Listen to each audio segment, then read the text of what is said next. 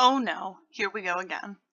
Every year, it seems, Hollywood likes to try its hand at bringing another much loved video game franchise to the big screen, only to have their monstrous little creation fall flat on its face as both fans and movie viewers give it the collective thumbs down and a rotten tomato. I'm sure the studios always think they've got something this time, something the game fans will adore and will make them the big bucks. Most video game fans have at least one favorite franchise they'd sell their soul for, if only to see it made into a blockbuster. But most of these wishes end with fans cringing through their fingers at whatever butchered film ends up on the screen. None of this is to say that the two genres are incompatible. Many a movie has a decent video game created based on some premise of it. Being stalked by the alien on an isolated space station? Great movie and great video game. Risking life and limb in the depths of Mordor? Great movie and video game.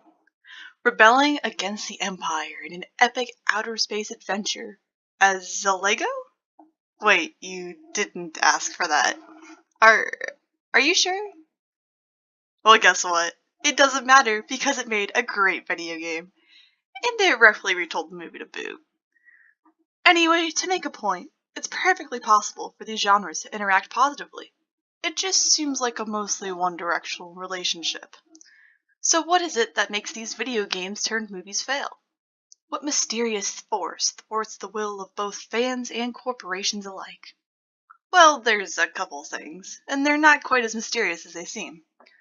To get to the core of this dilemma, I'll be analyzing three famous video game franchises that attempted forays into cinema only to fail and be sent back with their tails between their legs. Doom, the infamous gore and demon-killing first-person shooter. Assassin's Creed, a stealth game that takes you through history murdering famous individuals. And Warcraft, the only game to somehow convince multiple millions of people to hand them a monthly subscription for over 10 years. And it's also a fantasy MMORPG. You know, elves and stuff. All three of these franchises suffered from poorly translated visuals and an undefined narrative scope upon their cinematic releases. Two core problems commonly shared among this genre of cinema, and which we will look at in depth for these examples. So, with that being said, let's just jump into it. To properly adapt a video game or any other medium to the big screen, the filmmakers must visually capture the world they are telling the story in. For Doom, this means a highly suspenseful and hostile hellscape. The Doom movie tries to accomplish this by following the aesthetics of the third Doom game, which also took place in a facility on Mars. The setting is quite good for the survival horror genre, as the aspect of being in space means the characters cannot leave wherever they are easily, essentially trapping them with any monsters, while the indoor setting leaves lots of nooks and crannies for these things to hide. Visually, this is well captured in the movie, with many of the characters being ambushed long before the main duo even figures out what is crawling around on the base. However, it is the straight-up action sequences where the movie starts to suffer. Except maybe for Destroyer's scene, that was pretty cool. In the throwback to the game, there's a 5-minute sequence where the camera is in Grimm's point of view, the main character, just like in a first-person shooter.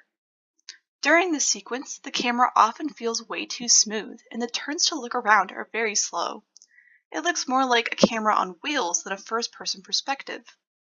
Additionally, the monsters behave more like poorly programmed video game NPCs or non-player characters than the things that we've been seeing up until now, with many reacting very slowly or just standing in front of Grimm as he kills them.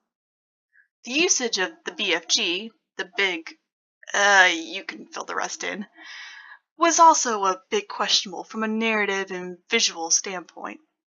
Though it looked nothing like its video game counterpart, the gun still stuck out as not quite belonging in the scenes it was in due to its hefty nature and energy fire type, making it a well-intentioned but not well-handled Easter egg for game fans. Assassin's Creed had a larger challenge when it came to adapting the game's visuals to the big screen, as not only would there have to be scenes in modern-day, high-tech facilities, but also in Spain during the Spanish Inquisition. Talk about a change of scenery.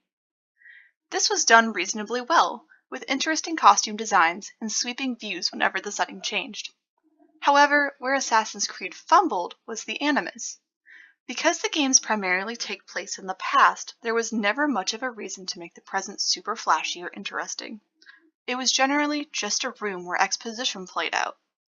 The movie put much more focus on the present, which meant that the filmmakers wanted the act of looking into the past to be as much of a spectacle as what the main character was experiencing.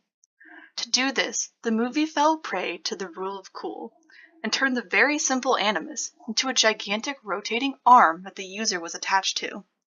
The arm and the array of lights flashing around the room to make the visions real were incredibly over the top and turned the simple act of booting up an Animus and recording into a session at the circus.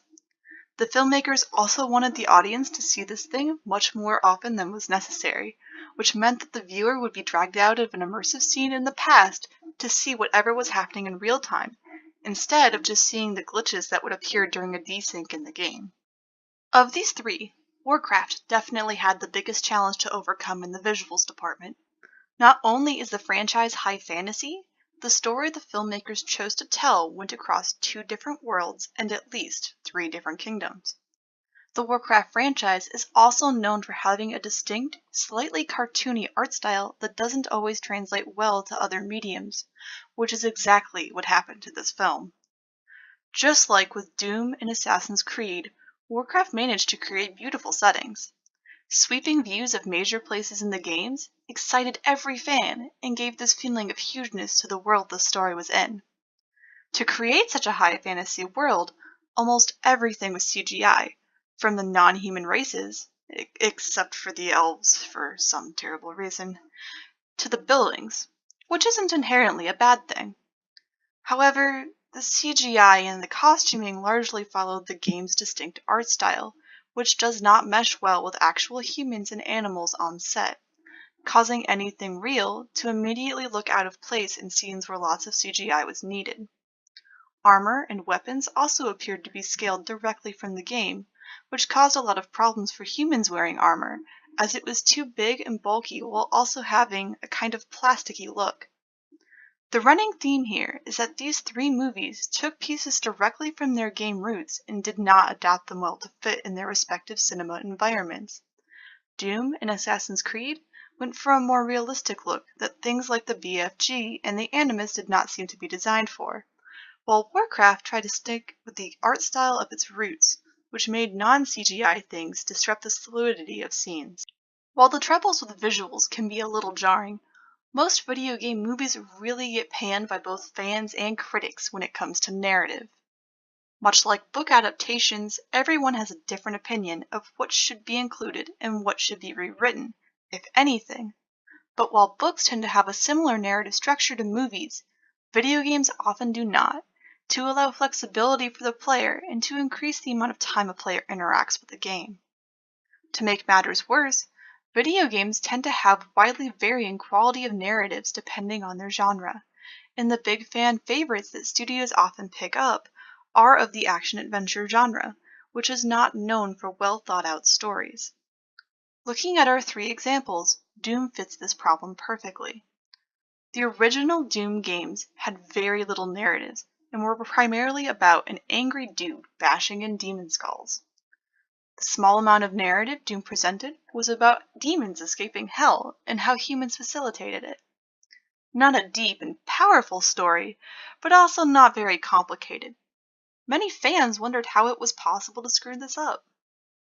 The Doom movie dumped demons and hell entirely from the narrative, most likely to keep the movie securely in science fiction territory. And to make up for this, they created a more complex pseudoscience explanation for why monsters were appearing on Mars.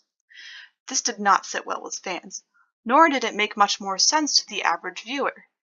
The movie also followed the chapter-level design of Doom, which meant that as things progressed, enemies got more difficult, eventually culminating in a boss at the end.